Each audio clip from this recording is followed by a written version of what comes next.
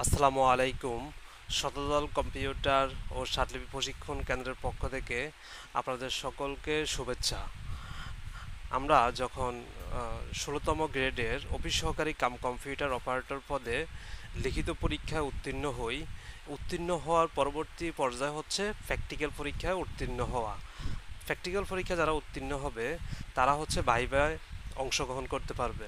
তো প্র্যাকটিক্যাল পরীক্ষায় যখন আমরা দিব, তো প্র্যাকটিক্যাল পরীক্ষা দেওয়ার সময় আমাদেরকে বাংলা এবং ইংরেজি টাইপ টাইপ করতে হবে। বাংলার জন্য সময় থাকবে 10 মিনিট এবং ইংরেজির জন্য সময় থাকবে 10 মিনিট।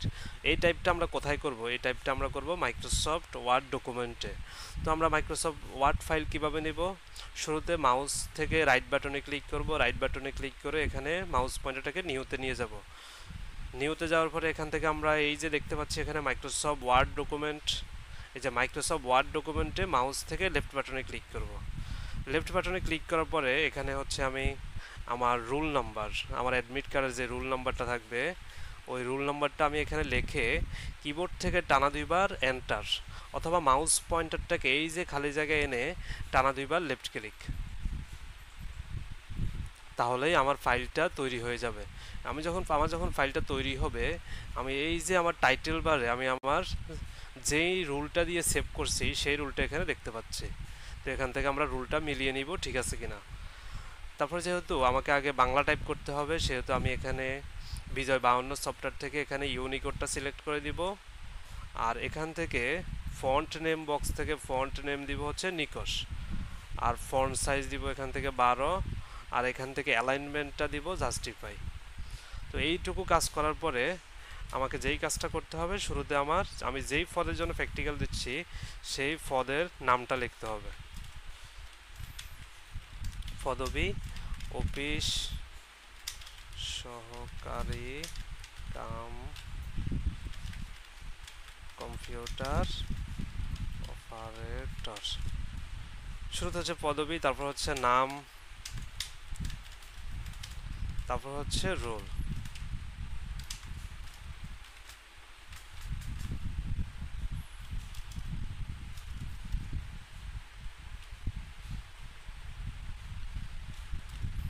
তারপরে এন্টার দিয়ে আমি আমার যেই অংশটা আমাকে হচ্ছে টাইপ করার জন্য দিবে সেই অংশটা দেখে দেখে ওই যে নির্দিষ্ট সময়ের মধ্যে আমি টাইপটা শেষ করব।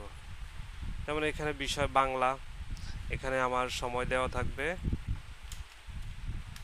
10 মিনিট। সেক্ষেত্রে ওই নির্দিষ্ট সময়ের মধ্যে আমি পুরো লেখাটা শেষ করব। অবশ্যই নির্ভুলভাবে লিখতে হবে।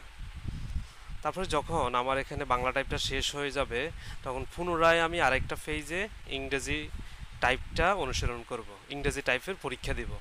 সেক্ষেত্রে আমরা এখানে লক্ষ্য করি এখানে আমাদের পেজ আছে এখন একটা, যেহেতু আমি নতুন একটা পেজ নিব, সেক্ষেত্রে আমি এখানে ইনসার্টে ক্লিক করব, ইনসার্ট থেকে ব্ল্যাঙ্ক পেজ। এই কাজটাই সহজে আমরা করতে পারি কিবোর্ড থেকে কন্ট্রোল চেপে ধরে এন্টার। এখন আমি যদি লক্ষ্য করি এখন আমার নিচে এই উপরের পেজটার নিচে আরেকটা পেজ চলে আসছে। তো এই পেজটাতে যেহেতু আমি ইংলিশ টাইপ করব, এখান থেকে ড্রপ ডাউনারতে ক্লিক করে আমি এখানে ইংলিশটা সিলেক্ট করে দিব। আর এখানে হোম ট্যাবে ক্লিক করে এখানে font name Nikosh, font size 12, justify সব কিছু পূর্বের ন্যায় থাকবে। তারপরে এখানে আমি পুনরায় লিখে দিব পোস্ট নেম অফিস অ্যাসিস্ট্যান্ট,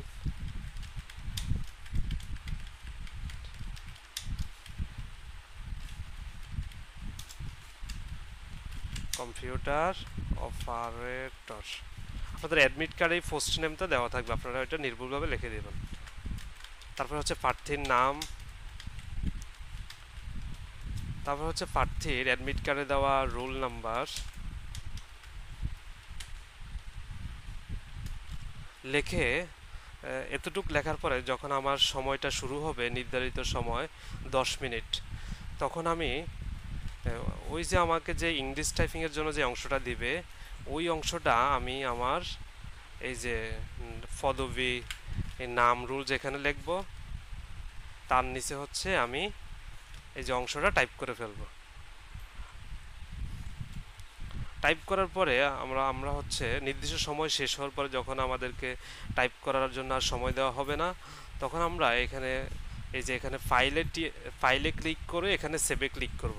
তাহলে এতক্ষণ আমি যে লেখাগুলো এখানে লিখেছি বাংলা এবং ইংরেজি টাইপিং সবগুলো লেখা এখানে সেভ হয়ে যাবে। তো টাইপ করার সময় অবশ্যই নির্ভুলভাবে টাইপ করতে হবে। 5%-এর বেশি ভুল হলে কেউ যদি গতি বেশিও থাকে তাহলে সে উত্তীর্ণ হতে পারবে না। তো আমরা আমাদের যেই শর্ত থাকবে ওই শর্তটা মেনে আমরা নির্ভুলভাবে টাইপ করব, তাহলে আমরা খুব সহজে আমরা প্র্যাকটিক্যাল পরীক্ষা উত্তীর্ণ হতে পারবো। তো আজকে পর্যন্তই, সকলে ভালো থাকবেন। আল্লাহ হাফেজ।